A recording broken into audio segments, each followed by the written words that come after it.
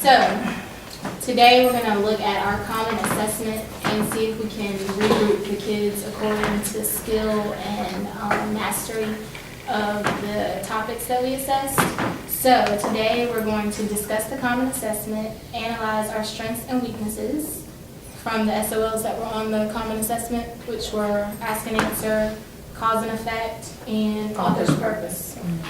And then we will proceed to review lesson studies. So we'll break it down and evaluate our plan for how we're going to reteach, who's going to teach what, and which kids. And then we will summarize at the end. Sound good? Mm-hmm. Yeah. Great. Okay. So for our common assessment, we all have our data analysis. And if we just kind of want to go around and give our classroom, our individual classroom strengths and weaknesses, and then see if we can come up with a grade level strength and weakness. So you want to start, Ms. Carla? Of course. We had 2 ask and answer questions, and I had a whole lot of students miss the not ask and answer question. That was our huge weakness, unfortunately. I had 14 out of 24 kids miss it. Our strengths were cause and effect, which is a good thing because that's what we did our remediation on last week. So it looks like that was highly effective in my classroom.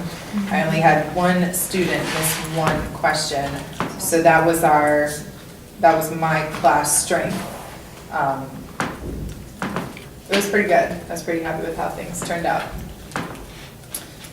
Ms. Krupp, want to hear what you got?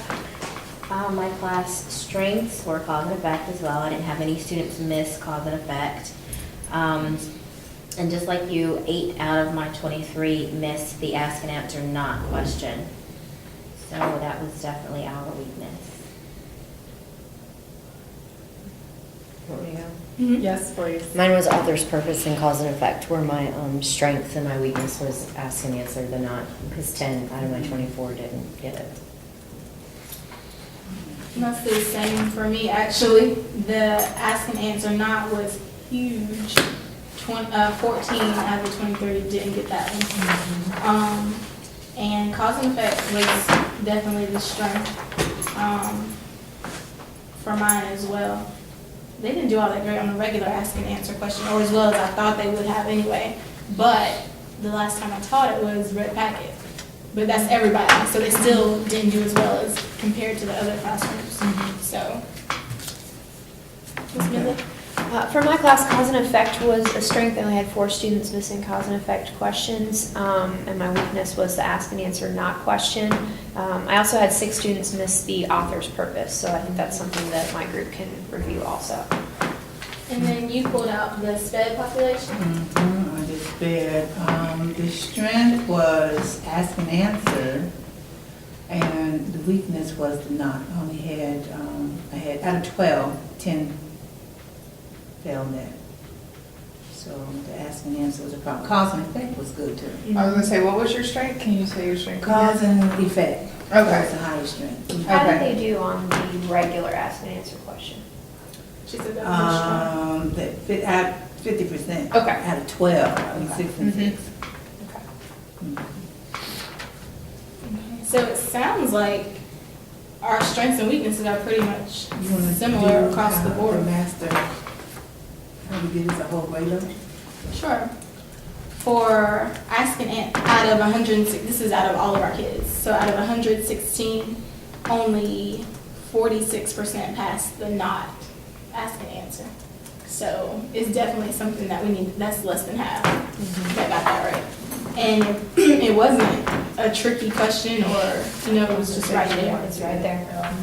It was Um, this question. And then as a grade level, our highest skill was cause and effect. We had 86% pass number 3, and then 92% pass the second cause and effect, which is awesome. And cause and effect's a pretty heavy skill, so that's good. And like Ms. Carlisle said, that's good to know because that's what we just spent the last 2 weeks on. Maybe 3 weeks. 2 weeks in class and then 1 week in remediation. So whatever you guys are doing, you're doing it well. yeah, that's really encouraging. And then the downside of that is that it looks like we need to go back to ask and answer again, and specifically the not questions, because that's the skill that we worked on the first time we did remediation. So I don't know if it's just because they haven't seen it in a while, I or, will say though, I think the majority of our time was spent on finding the answers in the passages rather than not finding the answers. So I think if we can focus more just on the not questions and maybe come up with a consistent, I know we have a couple different ways that we do it, and every teacher kind of uses a different saying. So maybe if we can consistently come up with something that's across the grade level that we decide to use, so that way, no matter what kid we're working with, we can say, oh, go to this strategy, and they know what to use, instead of, well, my teacher does this, or my teacher does that, so we can maybe decide something that would work for everybody. Well, I also think that question though, like that question, a lot of my kids picked F, which the paragraph says thousands of years ago, some wolves gave up their wild ways and settled with humans. And F is, what did wolves give up to settle with humans? So I think, like, a lot of my kids picked that answer, and I think they For the just saw matching. Because it was in a settle with different humans. Paragraph, do you think? Is it in a different No, paragraph? No, it's in that it's paragraph. Okay. I think it's because they saw settle with humans, live with humans. Mhm. And, I mean, we talked about that, and they were like, yeah, that's why I did it. So I think that a lot of kids just kind of Match the answer. match, the yeah. answer. Well, are they using the -3 strategy for not? well, that's what Ms. Billick was saying, we all kind of do something slightly different. We using some annotation for sure, but it may not be the same annotation. But then my other comment is that sometimes students need to see it differently, which is why we're switching anyways, to see it a different way. And then they can decide to use whatever it is they want. Well, I think if we have a common language, you know what I mean? Okay. Then that might help them, because who knows, the next time we remediate, they may not be with you. And so if I'm saying something different, they have no idea what I'm talking about. Okay.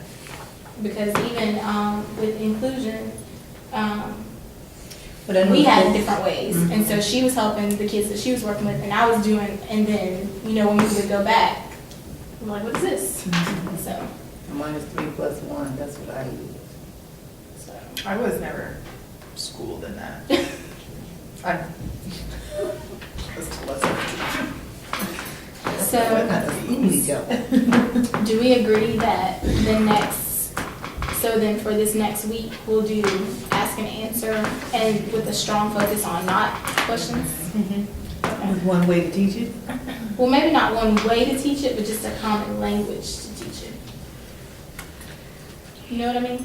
Well, then we need to come up with it Yeah. here. Yeah. Another thing that I just thought about, when we did the ask and answer last time, that was our first thing that we did for remediation, so we might have still gotten jumbled. And I know that 2 of us were out for about half that time while we were remediating for that. So that could have been another reason why they didn't do so well. Also, I don't know if you guys think this makes a difference, but this was nonfiction. Do you think that made a difference at all?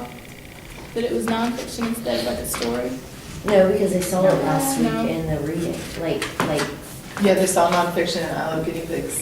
but they saw this, they saw, The the exact same Familiar with the passage. text, Yeah. it was just different questions. yeah. Okay. My question also would be, the few, and it seems like only a few students that are still not quite grasping the author's purpose, is that something that we just kind of agree that we'll continue to discuss in our own classrooms? Is it something we really need to hit in remediation? Or what do we want to do Well, there? as a grade level, it was right up there with ask and answer. So, I mean, maybe it's something like a spiral skill, you know what I mean? So maybe 2 days out of the week of remediation, maybe we can, you know, hit that or spotlight that with maybe our main focus just being the not.